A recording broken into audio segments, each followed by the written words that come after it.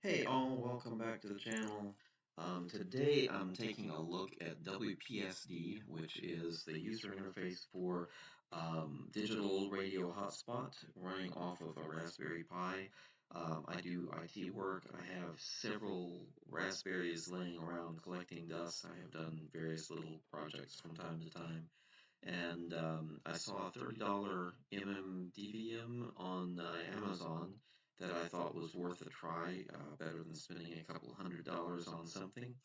Since I got the Retevis little digital radio here, I thought I want a hotspot to play with, and I don't want to spend a lot of money, so this was my choice. Got WPSD installed on a memory card and booted up, and I met with this really nice web interface for it. I really like the interface. I actually have in my office about four, excuse me, four screens that I run all the time, and one is a computer monitoring program, but another is the dashboard of this. Sometimes I'll have it on this display that you see now. Sometimes I will go to this display, the live caller, where we get a big call sign number there, and the talk group and their location, and here you get more details down here, as well as how long the call's been going and all of that fun stuff. Um, but you definitely get more of a history view on this particular view. Now you notice that we're on TGIF right now. We've got this is the Fireside Radio Network 326.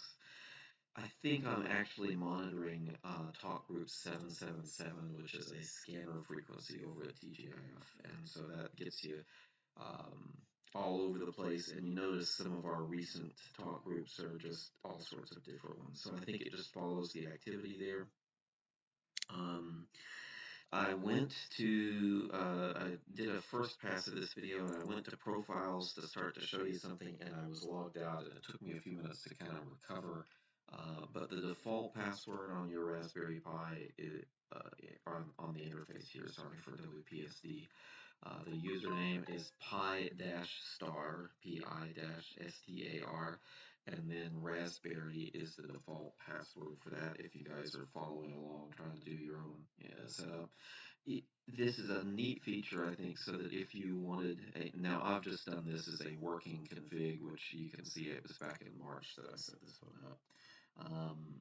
But if I had a config for, BrandMeister and, a certain set of talk groups that I'm monitoring, or TGIF, or Yaesu System Fusion, you'll have the choice here to pretty quickly switch between a few pre-configured, which, I mean, you're going to do it, but you can set up some defaults for yourself and save it and then redo it.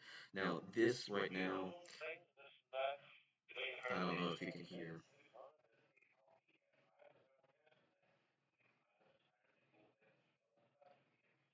I listened a few minutes ago, and I've got a net going right now, and so there's going to be a lot of activity there. It's going to be pretty much solid, but you can see some nice green indicators of what is active right now. I do have APRS switched on. I have the bridge to Yaesu System Fusion. Sometimes I'll listen to the Southeastern link reflector there. It shows you my DMR ID, that I'm signed in to BrandMeister 3102. So I'm also on the BrandMeister network as well as TGIF. It's just that right now the TGIF talk group is so noisy that we're not going to hear anything on BrandMeister. Southeast link, you see I'm connected there in the Yaesu bridge. And it shows there where my APRS beacon is getting passed along through. Let me go here to system info. You see we get a nice little drop down with some overall stats, which people like me and doing computer stuff like to see. The admin panel, gives us the setup for all of these. And the initial setup for all things digital radio, it can be a little daunting. Um, I'm going to go to the BrandMeister because that's where I feel like most people start when they're looking at digital radio because it's got the larger market share. Okay, there we go. And you can see I'm monitoring a lot of static talk groups. A lot. And I would recommend against monitoring this many talk groups. Especially, sorry, phone going off. Especially against trying to monitor, um, talk group 91. Or here I've got just kind of the German, English, and Spanish main talk groups. A lot of these don't have as much activity on it as you would think. Of course, you see I'm monitoring Hurricane Net and the Tennessee statewide, Tennessee, North Carolina, Virginia. I've got the Tennessee Skywarn going. I've got a number of local ones that get absolutely no traffic whatsoever almost. It's just very rare. Um, if I really want to tune it for um, monitoring the local emergency kind of stuff, I would prune out all of these globals here, the 901. ZXE is Mexico. I'd take that one out.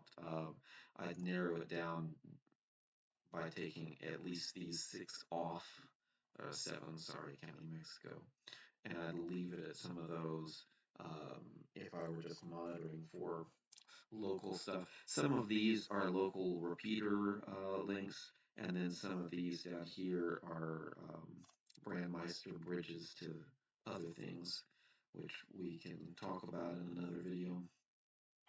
But anyway, that's some of what the setup would look like there.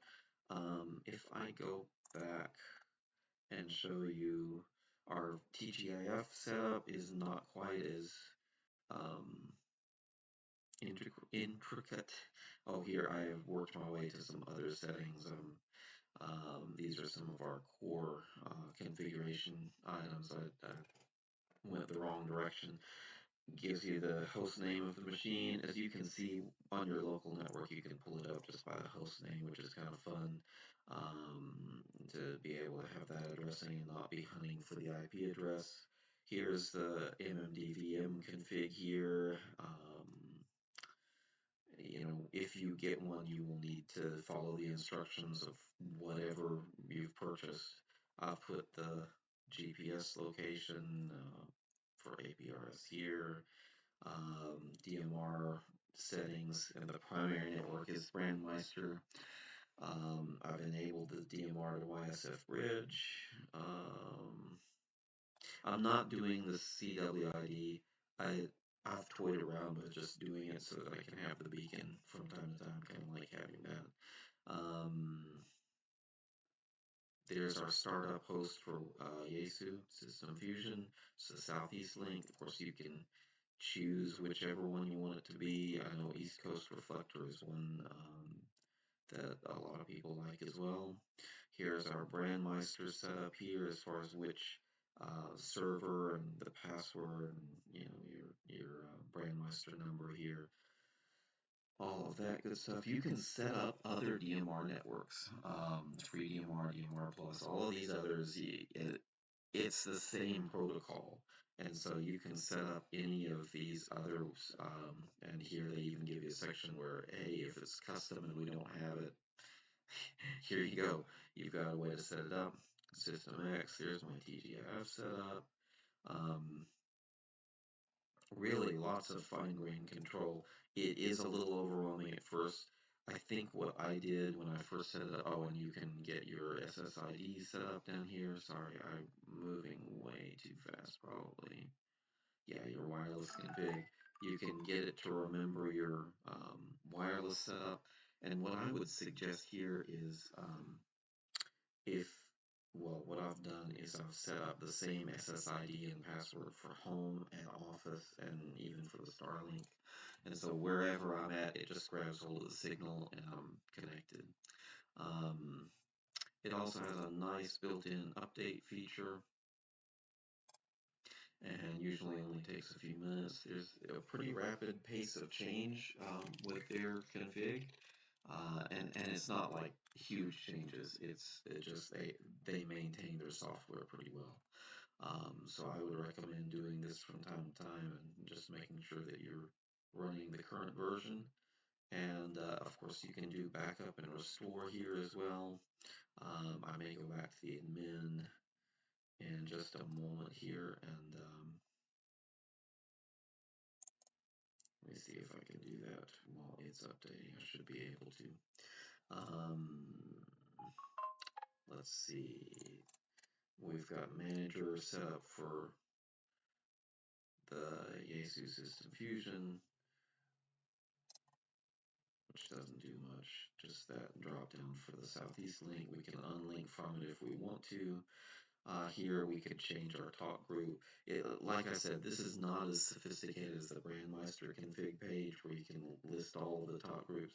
You basically pick one here. Right now, I'm pretty sure that the last one I chose was 777, which is their scanner. And here we can toggle off. If I wanted to just make TGIF be quiet right now and monitor the others, I could just switch that off. But anyway, really nice user interface. I really highly recommend WPSD. It's a neat project. Um, I've really been enjoying it. Nice and relatively cheap way to get a hotspot repeater up. The board that I got that was the add-on was $30. The Raspberry Pi itself, and at the time, was probably $30 to $35. And now sometimes that's a little deceptive because you need a memory card, you need a case. Well, I don't necessarily need a case. Sometimes I run without it because hey, it's just a little electronics board and a power adapter. So you're probably going to have some accessories with it. People sell kits for the Raspberries for 60, 70, $80 and up. Um, but if I had it to do again, would I do a newer Pi like the Raspberry 4 or 5? Yep, I would. It would give it a little more horsepower. It feels like this is a little pokey at times, but this has been running for days, probably weeks, and we're still getting pretty good audio quality. Now you notice we're on the South Coast reflector via.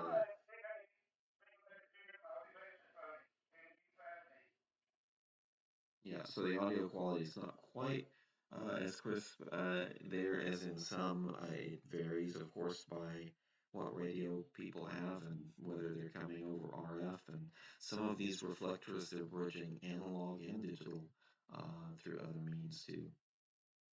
Really, really kind of fun stuff. There is a world of radio out there. Um, One of the challenges with digital is we're so fragmented. You know, um, people will say, "Oh, well, digital's dead. Every time I monitor, I don't hear anything," and it seems that way only probably because there's like an infinite number of talk groups and channels that people can meet in. And that's, I think, one of the challenges. Just like, years ago you had Crest or Colgate for your toothpaste and you didn't have 400 flavors of each.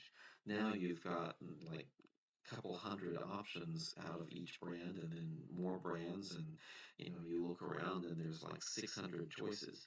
That's where we're at with digital radio as well, and you're not going to have that one beacon that everybody's connected to as easily.